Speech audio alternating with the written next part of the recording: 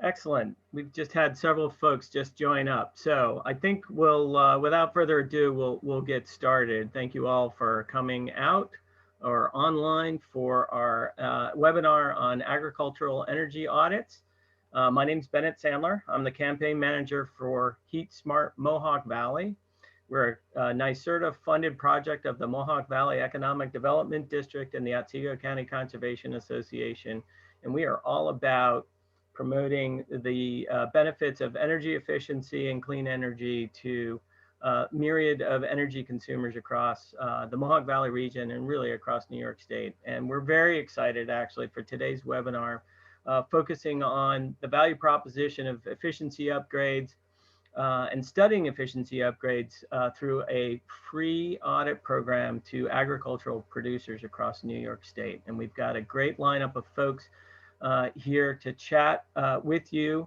They're involved in all aspects of the free energy audit program, from the program managers at NYSERDA to the actual energy, one of the energy auditors available, as well as a representative from National Grid to talk about the incentive programs they can provide in response to opportunities identified in an energy audit.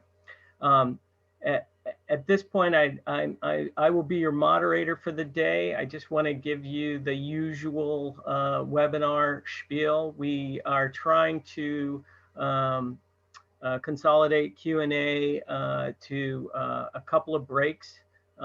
So we will hear first from the program managers at NYSERDA. We'll have a short Q&A after their presentation and then get to the energy auditor and the utility rep and have a Q&A session after that.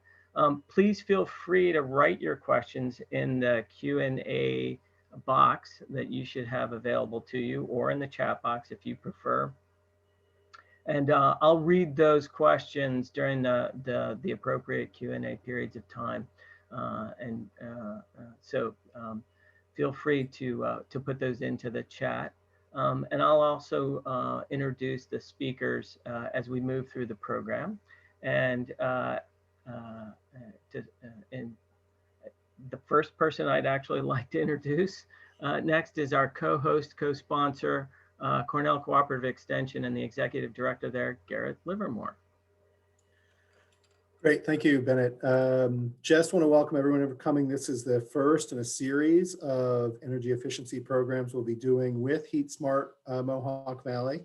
And we are reaching out from Herkimer County across the valley and the region. Actually, we're not limited specifically to the valley, but this is where we're focusing on because we feel there's real opportunities for folks who have farms or homes or businesses to have a more energy efficient place to live and work and save some money and do some good for the environment. So thank you, Bennett, our folks from NYSERDA, National Grid, and Daylight Savings, and let's get on with the program.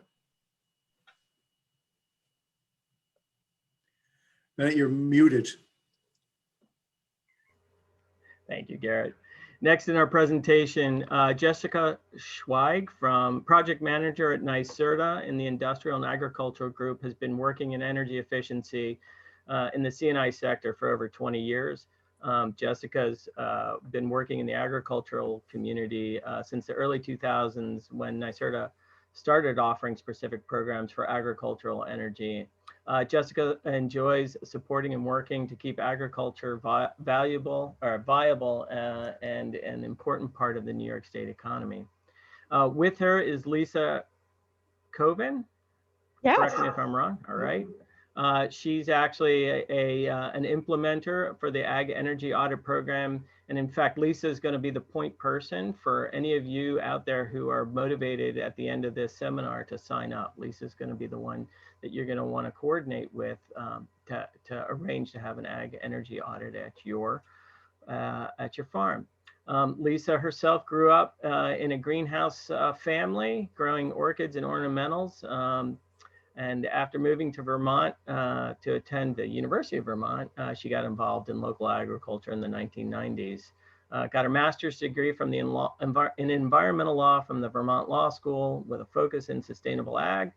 And she has spent a decade working with local and federal governments to manage ag and conservation lands.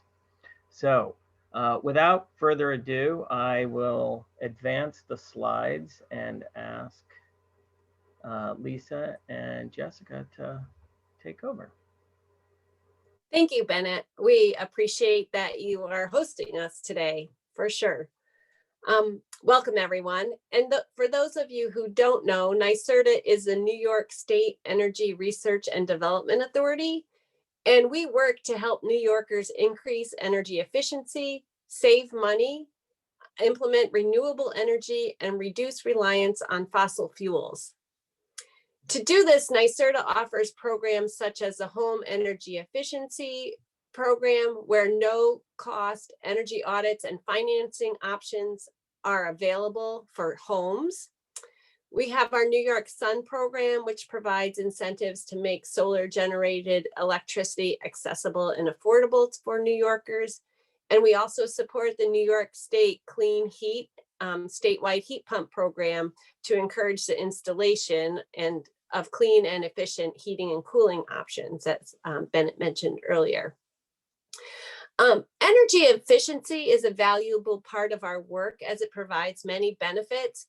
It not only saves energy and reduces costs, the benefits can be environmental, reducing greenhouse gas emissions. They can be economic by helping stabilize the electricity prices. And there are also benefits to the electricity grid by lowering the overall system demand and reducing the need to generate more electricity. But today we want to focus on our agriculture energy audit program, which provides eligible farms with free energy audits to identify farm-specific energy efficiency measures. The goal of this program is to assist farms in becoming more energy efficient and therefore reducing operating costs in hopes to maintain profitability and long-term farm viability. NSAVE is NYSERDA's energy audit program implementation contractor that directly services the farms. And so with that, I will hand it over to Lisa, as she is the primary, as Bennett mentioned, the program manager for us. Lisa? Thank you, Jessica. It's been a pleasure working on this program for, it's been just over 4 years now. This is our first time doing our digital outreach. We've spent a lot of time going to farm shows and trying to do in-person events, and it's been really great to meet everyone in person. And so we can only hope that this digital event is just as impactful. So please don't hesitate with questions for question time or reaching out. Thank you for coming today. I'll take the next slide, please.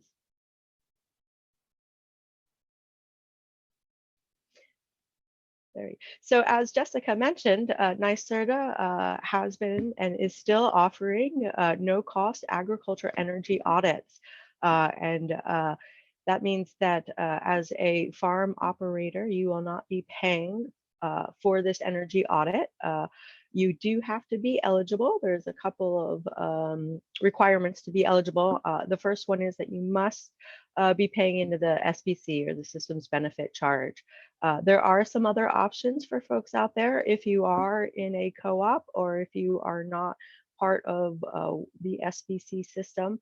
Still, please do give me a call and I can direct you to those other programs. But if you are eligible, then we would love to offer you a no-cost energy audit. The other eligibility requirement is we ask that you be an active farm operation. You will actually get the most benefit out of this audit if you've been in operation for at least 12 months, because it is an energy audit. And so being able to have an energy history will give you the greatest benefit. That being said, we do take into consideration folks that are looking to project and build out for the future. If you are looking for new construction and you have a system in mind, or if you're trying to figure out what might be the best fans to put in your new barn, that is actually something else that our audit can look at. So we have these different types of audits that you can choose from, either a comprehensive or a targeted. And depending on what your goals are, whether you're looking at a system specific perhaps just ventilation for your new barn project, or if you're looking for a all over farm energy audit, where we'll look at all of the aspects of your stationary equipment, you can choose. The great thing about our program is that you can get an audit just about every 2 years. And once you have made major improvements, or if you're about to install a new piece of equipment, or you have just, we can always come back after 2 years and do a targeted audit on just that specific equipment to help you continue to move forward and meet your energy efficiency goals. There is some farmer commitment to this program, while not monetary. We do ask for a little bit of your time. We need a little bit of help collecting your utility information. The more information and the more history that you can provide to the program and to the engineer assigned to do your energy audit, the more beneficial your energy audit will be. We also ask that you do provide a time for someone to come do a site visit to your farm. We do understand that currently with the situation that all site visits will follow all CDC rules and regulations. We do know that it is much easier to do a site visit at an outdoor farm than an indoor commercial facility. So we've had a bit more success continuing our site visits. Once your audit is completed, assistance does not stop there. You actually have an opportunity where I will follow up, or someone from my team will follow up with you. We will review the audit. If you have any questions or concerns about the audit, we can address that. We can even, coordinate a meeting with the engineer firm that did the audit for you. In addition, if you're interested in moving forward, we then can potentially introduce you to folks like Bob Mueller at National Grid, or if you're with another utility company, a representative from another utility company, to explore energy efficiency incentives that might be available for your projects that are often mentioned in the audit report as being beneficial and recommended. Sometimes we even see folks that have installed non-recommended items that might not have the greatest energy efficiency savings overall, but is still a benefit to the farm. And so the great thing about our energy audits is that there is no obligation to install. The information is there to educate you and to help you make your decision. So if you do decide that you're not going to purchase the fans, or you're not going to move forward with your project, because of the information in the audit, we would see that as successful. In the same verse, we would see it as successful if you did move forward and installed, because you found that the information in the audit proved to be beneficial to install that piece of equipment. So either way, the audit should be beneficial to you. The audit only looks at energy savings, so you can keep in mind that there will be other savings that do impact your operations that are not identified, such as savings in maintenance, savings in labor, and potentially other costs. But this audit, these audits will focus on energy. And that being said, we don't just do energy efficiency. We will also look at renewable. So if you're interested in solar PV, or even a small wind turbine, your energy audit can evaluate and look at those options for you. And that pretty much sums up the gist of the overall of the program. And so it's pretty easy to sign up. And we have a pretty simple application page. And you can always give me a direct call. I can walk through. You can either call our 800 number or reach me directly at the 518 number, or send us an email, and we can get you signed up with an energy audit. And if you'd like to sign up for an energy audit today and not have your site visit until later out in the early next year, that is okay too. We can schedule at your convenience, so no hurries there. Great, thank you, Lisa. Next up, we have Adam Boyce of Daylight Savings Company. Adam has a BS in mechanical engineering from Rutgers, and he's been doing energy efficiency projects and providing engineering expertise since 1986. Adam offers practical advice to achieve energy-related goals. He's overseen over 15,000 studies covering more than 750 million square feet. These ASHRAE level 1, 2, and 3 level studies were for all types of facilities, including agriculture, commercial, industrial, multifamily, and government. With a wide breadth of experience, the Daylight Savings Company in Goshen, New York, has been a NYSERDA contractor for over 30 years doing energy efficiency. And so with that, Adam, welcome. Thank you. Real quickly, we haven't been a NYSERDA contractor for 30 years. We've been doing energy efficiency for 30 years. I don't think NYSERDA is 30 years old. I stand corrected. Yeah. Well, actually, I think 1977, there's something that rattles around in my mind about 1977. Anyway, there's three things I really wanted to talk about, and that is the process of the energy audit, the amount of time that energy audit is going to take, and the benefits that are available, the benefits that come from having an energy audit done. Why have an energy audit done? We spend a lot of time going out and meeting with farmers at farms, obviously doing the energy audits, but we also meet a lot of farmers who don't have an energy audit.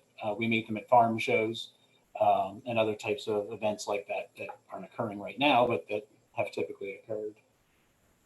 And so what I try to convey to a farmer who's considering having an energy audit is that there's no negative impacts to having an energy audit. It's only positive impacts. By having an energy audit, you now have a technical document at your disposal. And if you lose it, we can send you another one immediately, but you have a technical document that is one of the requirements of almost any kind of grant and incentive that you'll want to be going forward with in the future. For example, NYSERDA has grants that sometimes come up quickly, USDA, NRCS, and these deadlines are short. And sometimes you'll be filling out the applications and then realize later that you were supposed to have a technical document to support the things that you would like to have implemented. Well, now you don't have this 3 to 6 months time to have an engineering study done. But if you had had one done prior, you can use that. So for free, you basically get a technical document. And if you look at the screen in front of you, this is just one page of what is typically 15 to sometimes a 40-page document that is mind-numbingly engineering, has mind-numbing engineering details that are required for incentives and grants and verification of savings. And so it can satisfy a lot of those things that applications for grants and incentives are looking for. So that's one of the greatest benefits. For free, you now have this sitting and waiting on the shelf. And as Lisa had said, if for some reason more than 2 years pass, but you need to update it for a grant and incentive, sometimes we can do that remotely, just by getting new utility data, asking some questions, or a quick site visit, and we can quickly update the report as opposed to starting from scratch. That's one of the greatest things with this. So then secondly, I've got an energy audit. What do I do with it? A lot of farmers, when they first get their energy audit, do nothing with it, but they've got it done. So then one day a fan breaks, a pump breaks, a motor breaks, a tractor needs to be replaced. Something happens. And instead of going to the store and just buying what you had before, you can look in the report and take a look at what the report had recommended that you replace it with. If you had lost the report, again, we can get you a new one within a day or hours, sometimes if you can do email. We can update the report with new utility information. All these things can be done very rapidly because we have already done the energy audit. We've already been at your facility. We understand your facility. We will have taken pictures of motors, of pumps, and so we can answer questions quickly and respond quickly as you are trying to deal with the emergency at hand, the failed equipment. A lot of times that's the best time to implement an energy conservation measure because the cost difference between the thing you are about to buy, which is the direct replacement, and perhaps a much more efficient option could be nominal. And so just having this advice, having access to this technical expertise has been has proven very, very useful to farmers. We basically, after we've been to your site and we now have, like I had said, pictures of nameplates, and we have an understanding of how your farm operations, how your farm operates, we can answer questions very quickly at any time in the future. And you've basically opened up an avenue to technical expertise moving forward that you might have had a hard time trying to find answers to, or unbiased answers to, in the past. You can always call a manufacturer, but a manufacturer is going to give you slightly biased opinions about their products or their marketplace, but we don't care. We are not trying to sell anything. We're not trying to provide any type of intrusion to your farm or any kind of particular or equipment or anything. We are just there to give you great advice.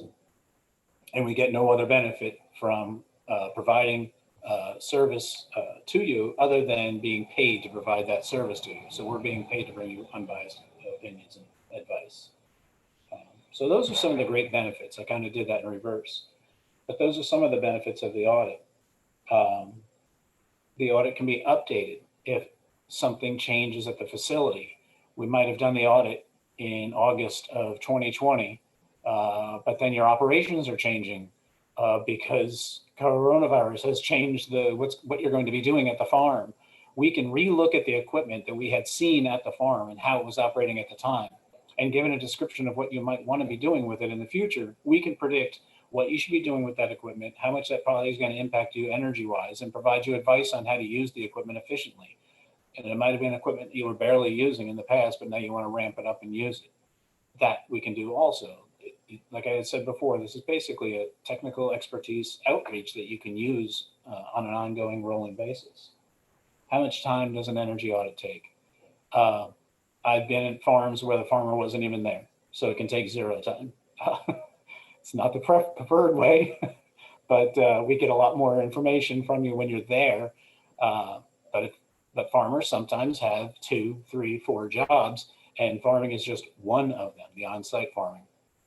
So, or they're out in the field, they have to go to deal with the fields or a remote site. We can do the site visit ourselves. So that can be very, it can be almost no impact to you whatsoever. We then have follow-up emails or calls or text, whatever communication method is the easiest for you. And we get answers to the things we had seen that we might need an explanation as to how it's used in your operation. If you have 1,000 cows, we're probably going to be there the better part of a full day or more than 1,000 cows. And you'll be there anyway because you'll be dealing with your cows. So we'll be in and out of your office or your operation or wherever you might be working on your equipment or dealing with your operations. We will find you and ask our questions and then go back to doing the inventory that we can do on our own. We don't need to be escorted around the farm. Sometimes farmers have requirements for escorts. That's fine. We can be escorted around the farm, but we can also move about at our own. We're very safety conscious. We show up with PPE. When I say PPE, I don't just mean masks. I mean we have gloves, steel-toed shoes, reflective vests if it's going to be an active site. We're and hard hats if necessary. I mean, we're very prepared. What's the process? So the process is to first contact Lisa and send in an application. The applications this is quite possibly the easiest program you will ever sign up for, not just with NYSERDA, but anywhere. It's one page where you put your address, your contact information, and then sign it. You sign under a blue box that says you don't have to pay anything. And that's the whole end of the application process. Lisa then starts the process, issues a PO to have assistance provided on your behalf. We call you, email you, text you, whatever is the method that's easiest for you. Make arrangements for a site visit that's convenient for you. Like Lisa had said, this site visit can be months from now. It can be weeks from now if you want, or days.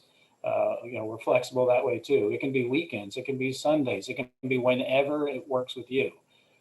This program is completely designed to be a benefit to you, and we try to minimize the burden, if any, that it would have to you. It's really just designed to help you. Then we come out to the site, like I just said, I described the site visit. And if you don't have time for us, that's fine. If you have time for us, we'll talk. And if you have questions, we're there to answer them. I've been late to audits later in the day because somebody had a lot of questions. I will spend time with you and answer those questions. That's our job. And farmers are used to that. When I call the last farmer and say I'm going to be running late because I was answering questions due to a prior farmer, nobody's ever been mad about that. They're like, oh, great, somebody's coming to help, you know? So you can ask any questions you have that time, later, or even months, weeks, years down the path. Now that we've been at the site, what happens? Now we go back to the office with all of our pictures and notes and bills you gave us, and we plug that information into a modeling tool, a software that creates this chart that's in front of you, gives ideas on what you can do at your farm, how much those things would impact the environment if they are implemented, the benefits to the environment, the benefits to your electric bill or your gas bill, your oil bill, your diesel bill, and it gives you an estimated cost of how much these things would cost, and gives you a payback. So it gives you a picture of all the things that can be done at your facility to save energy, to save cost. And I'm not sure if it's just my screen, but at the bottom right-hand side, it shows you what the overall impact of all the measures would be. Most of the time, the energy audits, when we have all the measures accounted for, can make you very near what is called net zero, which is to have a net zero impact on the environment, because the amount of energy savings and the amount of on-site generation that you can do would mean that you're not even having your farm could have no impact on the environment. Now that might be what I can't see at the bottom of the screen, a 10-year payback or a 12-year payback.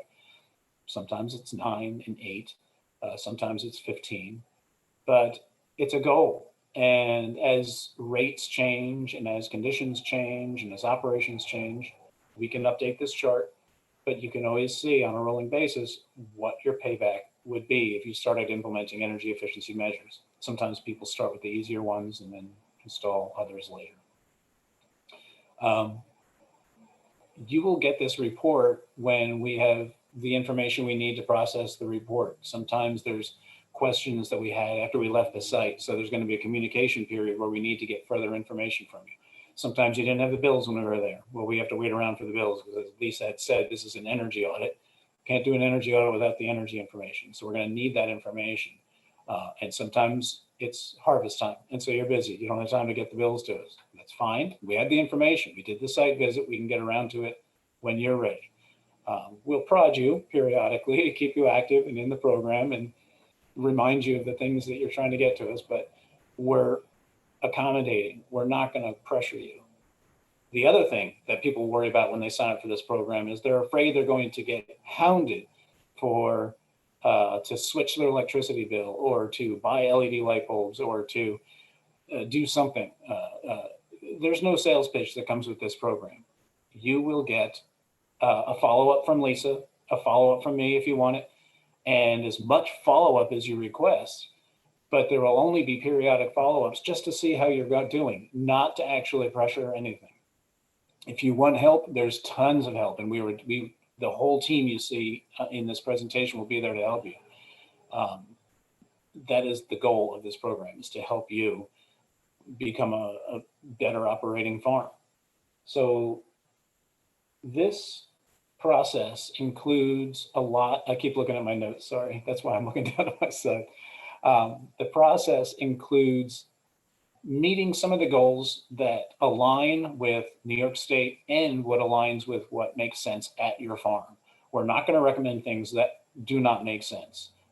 There's nobody from the state is pushing us to implement or recommend any particular measure. When you see a measure, it's because it makes sense. So you will see measures that also align with New York State's goals, just because they do. For example, electrification, converting fossil fuel operating equipment at the farm with electric devices. So perhaps there's a domestic hot water heater. We're going to recommend you switch that to a heat pump, a domestic hot water heater, usually.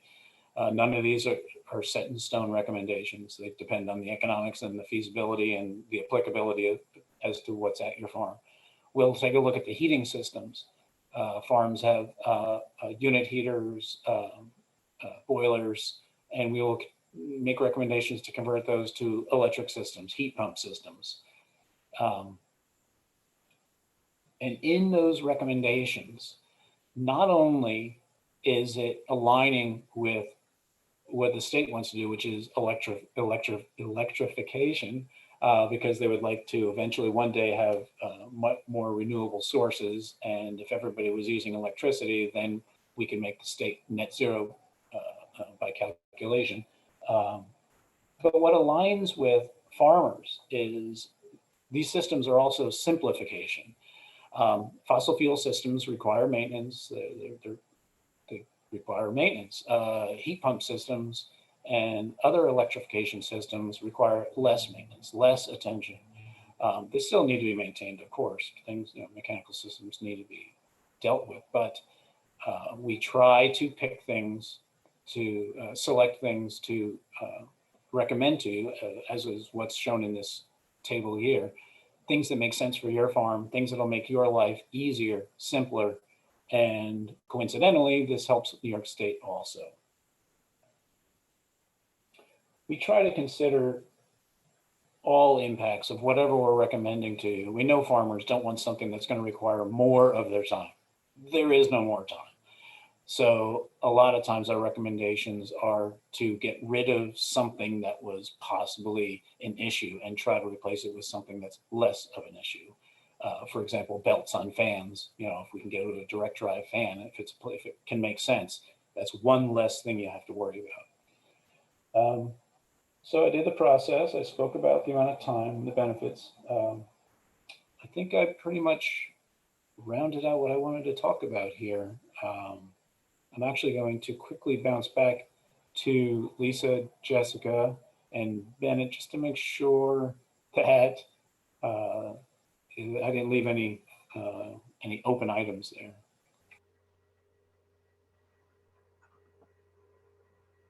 Adam, I think you covered everything in the process that I can think of. That was great. I also think that I appreciate the fact that you're emphasizing the fact that you're not trying to burden folks. You're just trying to empower them to make informed decisions. And I think that's really important because we all know that we all get the scam phone calls and we're constantly bombarded by pitches for this, that, and the other. And I think it's important to make it very clear that that's not what this program's about. So I appreciate you spending the time to do that. We do have a couple of questions, and given the timing of it, I know I said at the outset I wasn't gonna interrupt, but there's just a couple here. Why don't we go ahead and address those with you, Adam, and then we can come back to them with Bob if they fall in his territory. But there was a specific question about from an attendee asking if they already have solar installed at their farm, can they still qualify for an audit? So two very important things if you have solar or wind at your farm. The first is you will have to have some bill that still has some utility energy on it. Usually it's January or February. But we need a bill to show some energy still on it. If you're completely generating more than you need at your farm, which is rare, very, very rare, then that would not be applicable because part of the way this program works is that it's funded by a charge on electric bills. And if you don't have an electric bill, that charge isn't there. But it can be on the natural gas bill too. Some of the natural gas utilities have it's called the systems benefit charge. But so yes, you can definitely still get an energy audit. Again, it's rare, but you'll need to find a bill with an electric bill, with electric usage, utility usage on it, and then we can do the energy audit. Secondly, what is a great benefit of this program is we do almost a post verification of the implementation itself. We will take a look at the data coming out of the inverters for the solar panels or the wind system, and we will compare it to the best information that can be provided to us. That might be the original proposal that you received at your farm to do wind and or solar. And we'll see what the production was supposed to be on those devices. And we'll make sure that you're getting, at least within range, what the predicted production was at that, compared to the original proposal and what it's producing today. And this is important because there have been times where we discover inverters out of whack. And it turns out that 25% of the solar array was not producing because of something. We don't troubleshoot. We don't have time for that on site. Although sometimes we do get a little carried away digging into why it might be. But we will definitely look at the usage and make sure that it's operating. And that's a great benefit because really people don't look at things like that. They set them up and let them run. It's good to have somebody come back through and take a look at it. And sometimes there's things that we recommend that can optimize the system. Perhaps we noticed the tilt wasn't quite right, or the direction wasn't quite right, or there's new shading that wasn't there originally. A tree had grown up, and that's a major impact. Just a few leaves, and you can knock out a whole section of a solar panel. So just because of the way they work. So it's still very applicable, and it's a good service. Yes, this is Jessica, and I would just like to add to Adam's first part of his, in terms of eligibility, if you have installed a solar PV system that's producing most of your electricity. So your SBC charge has to be within the last 12 months. So he said if you can find a utility bill, absolutely. It just needs to be in the last 12 months. Right. No digging for that 1 to 5 years ago. That's right. But he's absolutely right. We will work with you if you pay 1 month of SBC. We can help you out there too. Great. Thanks, you guys. All right. Let's move on. The next question really was about incentives. So it's going to fall in the wheelhouse of our next presenter, Bob Muller from National Grid. Bob was born into a family of farmers and grew up on a dairy farm in Schoharie County. He attended SUNY Oswego for both a bachelor's and a master's in industrial education, started his career as an industrial arts teacher, and in 1981 was selected as New York's Super Teacher of the Year for his innovative energy technology classes and co-authoring a solar energy curriculum for schools, which was nationally distributed through the Department of Energy. Bob has been firmly bitten by the energy bug and has gone on to train nearly 100,000 energy auditors across the country for the Residential Conservation Services program, as well as develop and manage a variety of energy efficiency programs. In addition to performing numerous marketing and program management roles, he is the driving force, or was the driving force for introducing multiple ag incentives to promote and support New York agribusiness energy efficiency within National Grid. He's currently the commercial and agribusiness specialist for National Grid. He facilitates the implementation of energy efficiency programs across a broad spectrum of agribusinesses, both in National Grid's eastern and central regions, and to date has worked on nearly over 400 farms to provide energy efficiency incentives and support. And without further ado, let's go, Bob. Bob, I just realized, excuse me, just for a second, that if I turn your thing into presentation mode, it's going to automatically advance, and I just don't have time to turn that off. So we're going to have a slightly less slick presentation of your slides. I apologize. So it's queuing me instead of me queuing it. No problem. Good afternoon, everybody. Welcome. A little bit of a snow showery day here in the Mohawk Valley, where I also live. Probably Garrett's seeing a little flurry in here by him too. But welcome. And I wanted to start by underscoring something that Adam had mentioned about the whole process. This is one of those programs where you are not going to see any better collaboration between all of the various entities that are involved in this. And I think it's evident right here with the webinar that's being presented. We have NYSERDA, we have Adam with the representing the energy auditing side, National Grid, and the Heat Smart through the Mohawk Valley Economic Council, Economic Development Council, excuse me. And so you have a host of people. Everybody is pulling the wagon in the same direction, so to speak. We work together regularly. And so you can do various components without the other. It's not essential. In other words, you can get incentives from National Grid without having the energy audit, but we certainly encourage it because it's certainly a help. And you'll find that Adam and the other auditors are certainly going to encourage you to take advantage of the various programs that we have available as well. So yeah, that's a good, that one right there. Whoop. There we go. Yep, that's a good one right there. And so basically you can't do it all, so you kind of prioritize. And the audit that Adam was speaking about, and Jessica and Lisa, that is a great roadmap to give you some direction as to what projects maybe you want to tackle first. Because again, we can't take it all, and it can be overwhelming at to a degree. So in terms of on-site support, again, we try non-COVID times to do as much face-to-face meeting as we can. Good news is, boy, there's a very large swath of the ag community within the area that I work, which is both the eastern and central regions of National Grid, that I've been to those farms. I haven't been to them all, but a large number of those. If we could go to the next one.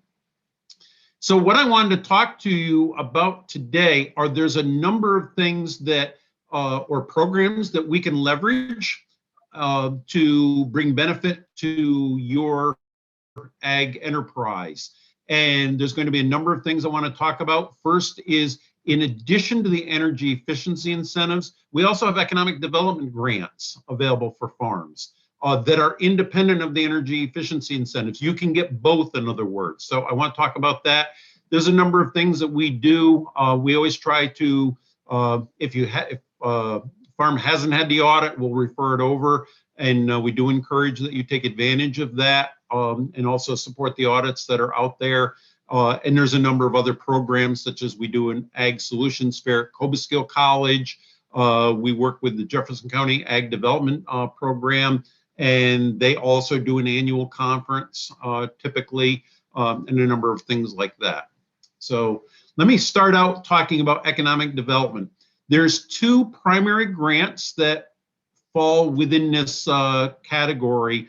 The first is what we call an agribusiness productivity grant. This would be as if you're adding major equipment to your farm. And I'm not talking about necessarily major in terms of, it doesn't have to be in dollars, but it has to be a significant productivity or an efficiency upgrade. In other words, just adding a freestall would not qualify. There's not, I mean, yes, that helps your operation, but there's no productivity gains. If you redo your, put in a new milking parlor, that would. Or if you're going to maybe add some processing equipment, that has, we've had a number of those in the past couple of years where folks have wanted to add cheese making, they want to bottle their own milk, any number of things like that. That equipment there would be eligible for this. The grant goes up to $50,000, and that's based on a spend of at least $500,000. So it's roughly about 10% of what you spend, you can actually get as a grant. And we do a lot of these, and it can be very helpful with any number of projects. The one you just saw there was actually where they had a pretty significant barn fire and had to rebuild, and that money can be pretty critical there. The next one we have is economic development. Under the economic development umbrella is we do have renewable energy grants. Adam spoke about that a little bit. So in addition to any grants or tax credits you might be eligible for on both the state and federal level, we also offer grants up to $50,000 for renewable energy. And this can be anything from solar, wind, anaerobic digesters, as an example. So that can help defray some of the cost of putting that in. And fairly, again, it's fairly common that we utilize that grant out there in the field. The last one I wanted to talk about is what we call our infrastructure grant. This is a 3-phase infrastructure. And frankly, we probably struggle with this one the most. And it's basically due to lack of awareness, in that we have a number of farms, and quite frankly, we have a number of farms who are looking to down the road to get into cannabis or currently hemp. And we've also have a number of dairy operations where they find a large tract of land, excuse me, that is that will suit their needs. They buy it, they start building on it, and one of the last things they check is what kind of infrastructure is available here. In other words, how much power do I have available? And we've had some pretty unfortunate situations where folks have started down the road of some pretty large investments and planning on putting in pretty big operations, again, both on the dairy side. I have one recently here on the hemp side, and there's just not the power available. And they need to be fed by 3-phase. And then the one most recently I just dealt with, they're already into this project, $600,000-$700,000, and found out the nearest 3-phase about that they were counting on is about 3.5 miles away. They're the only entity that needs it in that area, so they're going to have to bear the price of it. And you're talking about literally $1 million project, and that really throws off the balance sheets of a project like this. So in red, it's really important here is call us. If you're looking at doing an expansion or something like that, make sure you call us in terms of what the you may even need gas. That's not real common in the ag side because it's not out there in the rural areas. But if you need gas, you want to know that. But also, is there just enough power to serve? If you're planning on putting in a large processing facility, that's going to need a fair bit of power. And do you have that available? And we'll certainly work with you. We do have grants available for that. So we do this one quite often as well. And I'll just say, maybe that 3-phase is only 1/2 a mile away, 3/4 of a mile away or something like that. Now that's fairly doable. It's going to be expensive, but our grants do go up to $300,000 to help offset some of those costs. So it can help you get that 3-phase in there if you're looking at a larger operation. And rarely, if a larger operation is someone going to be saying, boy, we never should have done 3-phase. It's always, boy, we had a chance to get it several years ago, and I'm glad we are. So the next thing I wanted to talk about is switching gears here into the ag efficiency, which is actually what I handle now. And when you look at efficiency, it's not just getting the incentives or lowering your electric. It's the fact that we can actually improve your milk production. We can improve your crop production. We can certainly increase herd health. We have a number of examples of that. You get incentives to do it, and both you and your animals are happy in the process. And so let me give you some actual examples here. And I'll do a little bit of dairy and a little bit of horticulture as well, not knowing who's on the call here.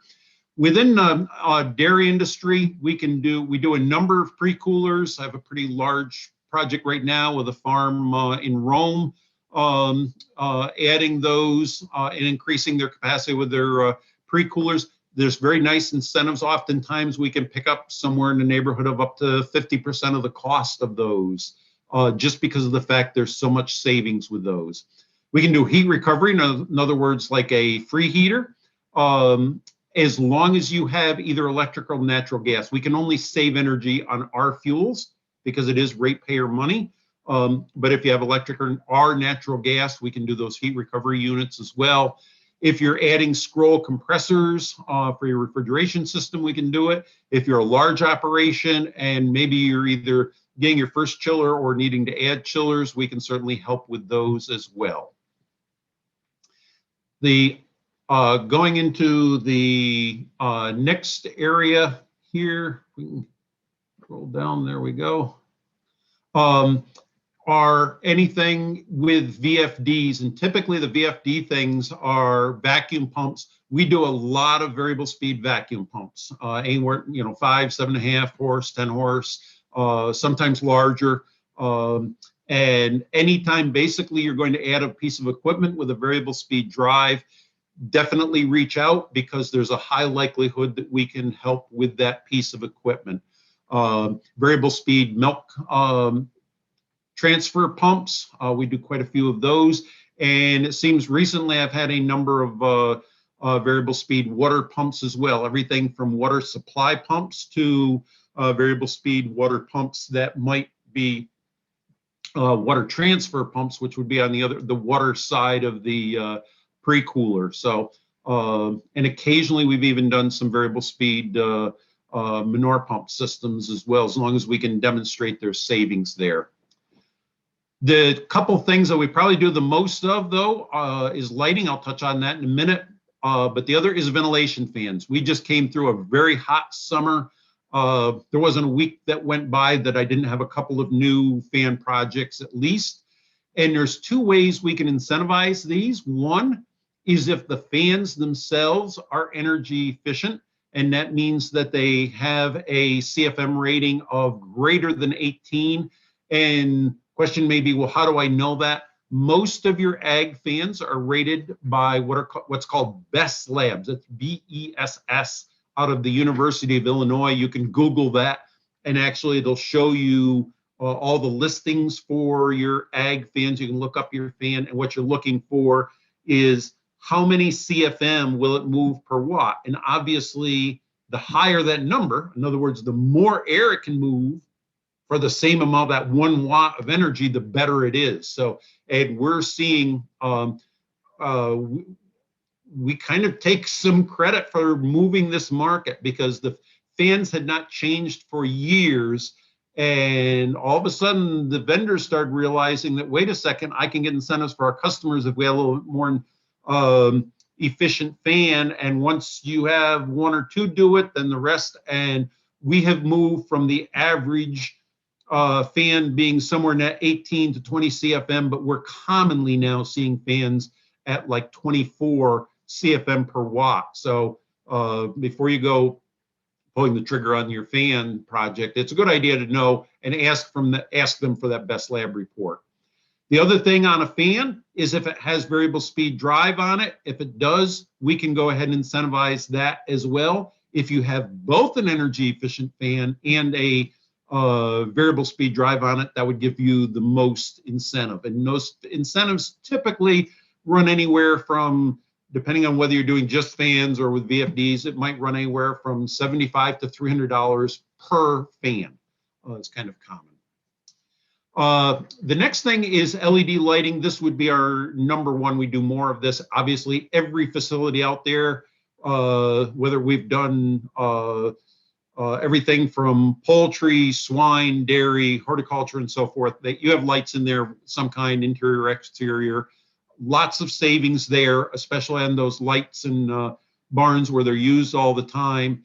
And it can make such a difference. On the bottom left is a picture of a barn. Actually, that farm is in here in the Mohawk Valley, as well as the one up at the top right. But one is a little bit newer than the other, but it's amazing when you get some good light in there, in terms of, it's just so much easier to work, and all of a sudden you can see the issues with your animal. I was speaking of herd health, I'll give you a quick example. I was at a farm, and it was kind of abysmal lighting, kind of like at the bottom left. And he had a few air shears mixed in with the Holsteins, and it was getting near dusk. And I asked him, Jace, one of those cows over there, the air shears, can you pick the air shears out when it starts to get dark under these lights? Because they were metal halide, which does not show color.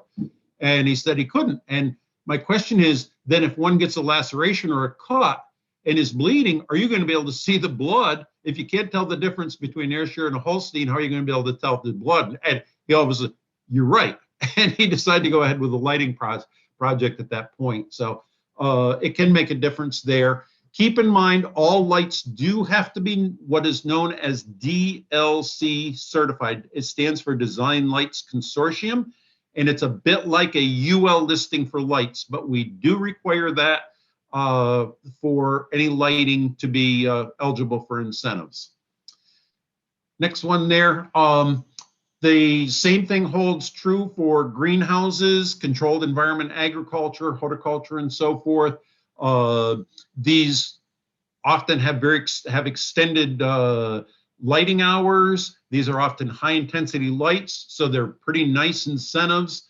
Can be interior, exterior, and we also, I should mention, incentivize controls. On the bottom right there, you see a screenshot basically of the control system where they're turning the lights on or off, or they may even have daylight dimming. So it's constantly monitoring how much sunlight's coming through. So on a bright day, we may not need any lights. On a day like today, it's a little gloomy here. We may need the lights on, but maybe not at 100%, but maybe at 80%. So there's a lot of savings there because if you can adjust it to just what you need. So we incentivize controls there as well, as you can see.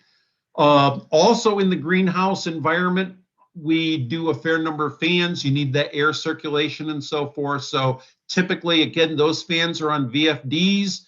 A little more commonly, I think, than in the dairy side, just because of the fact they have to have tighter control on the amount of air movement they want over top of the leaves, and depending on what it is that they're growing, there's some pretty specific parameters in terms of the airflow that's on that.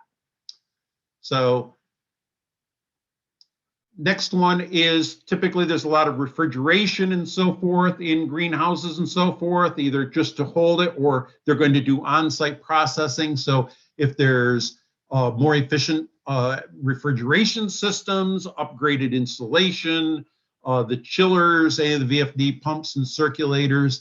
And I want to mention also, we aren't bound by I'm going over fairly quickly here the common types of incentives, but we aren't bound by those. We can, if you have some measure that you think that, hey, this really saves money or energy, and hence going to be saving you some money, we will certainly take a look at it and see what we can help with on it. So we're happy to do that.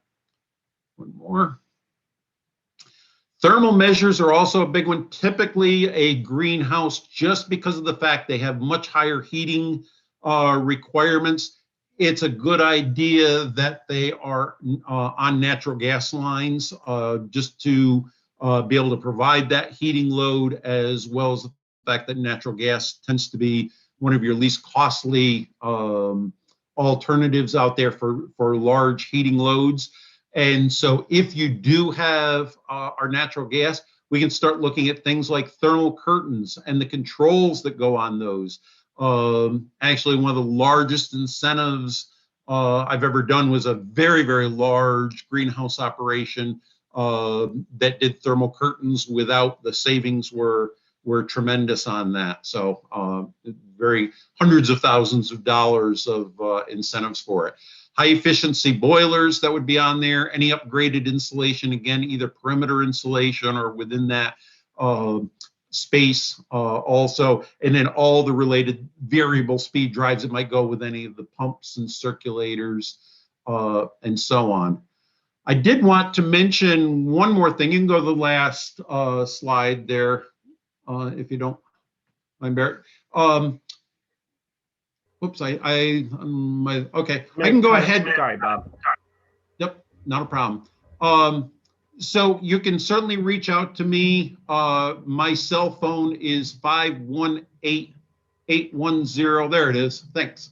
6224, and my email is there. And I wanted to mention, we're running a little bit tight on time right now, but we have done a few programs this year as what we call COVID response programs to kind of help businesses and farms recover. And one of those that has really been embraced by the ag community is we have a 0% financing program that's available right now. So if you're doing something, I have a farm just recently, they submitted a project where they're doing a new barn, adding fans and lights in that new barn and wanting to run the whole thing through our finance program. And basically, there's no such thing as a free lunch. We're paying for the interest, if you will, but we make the process really simple. It is probably one of the easiest, most straightforward programs I've dealt with here at National Grid. It's a very short online application, and you can either, for either 2 or 3 years, your choice, you can get 0% financing up to, we do cap it based on the savings of the project. Most lighting, fans, pre-coolers, those kind of things have lots of savings. Things like chillers, in comparison to its cost, not so much. So you have a very, very expensive piece of equipment, some savings, but not a lot. And so we may not be able to do 0% on the whole project, but you can either contribute some dollars toward it, or at the worst case, we're still paying some of the interest. You may end up at a very, very low percentage rate on those projects. But I would say probably 90% of the projects I do are 0%. You don't have to have the project done. You just have to have the application and the project report completed by the end of this year. So if you're interested in that, certainly reach out to me. And I appreciate everybody's time today. So I think we can take some questions.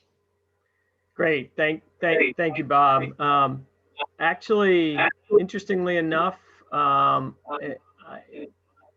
gotten a comment in the chat that's more about networking and expanding this kind of information across other regions in New York State, and we can certainly have a follow-up conversation. That was from Shannon Fabiani. I don't actually have any other specific questions in the chat regarding either incentives or the process for the audit, which is okay, considering we're a little bit over our time, but I certainly think it's important that we share everybody's contact information so that those of you who are in attendance who may have some follow-up questions or want to proceed know how to do that. And with that, I'd actually before we go, I don't know if there are any other comments or from any of the other panelists. I'd certainly want to give you an opportunity. If not, thank you all very much for participating in this outreach program. I think it's been exceptionally informative, and I appreciate you taking the time out of your busy schedules to participate, and I look forward to doing this again in the future. And with that, I'll bring things to a close. Thanks again. Have a great day. Thank you. Thank you. You too.